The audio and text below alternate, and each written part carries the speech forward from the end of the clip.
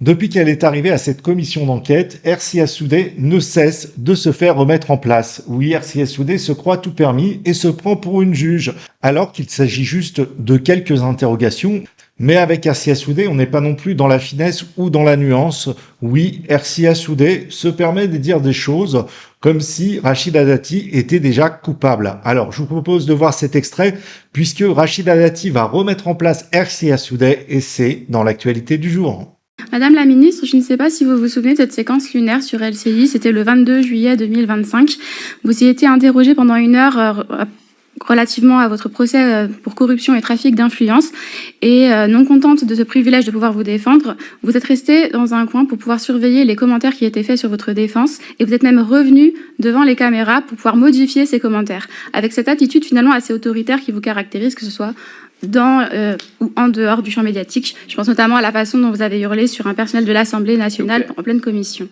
Une personne qui agit comme cela dans un média, vous comprendrez que ça nous inquiète quand elle veut s'occuper des médias publics. Est-ce que votre objectif, via votre réforme, c'est de mettre la pression sur les journalistes du service public? Vous pouvez prétendre que cette réforme a pour but de sauver cette institution. Nous ne sommes pas dupes. Pouvez-vous clarifier votre position? Merci. Quand j'ai indiqué au début de cette commission d'enquête que le respect est important, il faut respecter Madame la ministre. Et je rappelle juste, Mme Souda, et votre question à la fin est une question à laquelle la ministre va répondre, mais que la défense, c'est pas un privilège, mais c'est un droit dans notre pays, dans une démocratie. Vas-y, Madame la ministre. Je ne répondrai pas à des mises en cause personnelles qui n'ont pas lieu d'être, Madame Soudet. Et en termes de hurlement, je pense que vous battez les records. Hein. Vous pouvez me donner des leçons. Hein. Je pense que j'ai encore des cours à prendre. Hein. Donc, quand je vous vois hurler dans l'Assemblée, hurler sur les gens, hurler sur tout le monde, donc donnez-moi des cours. Hein.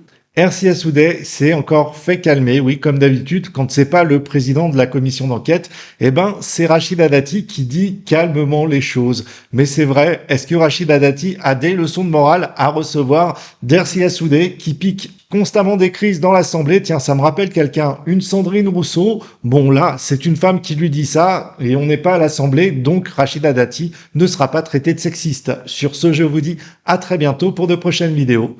Ciao!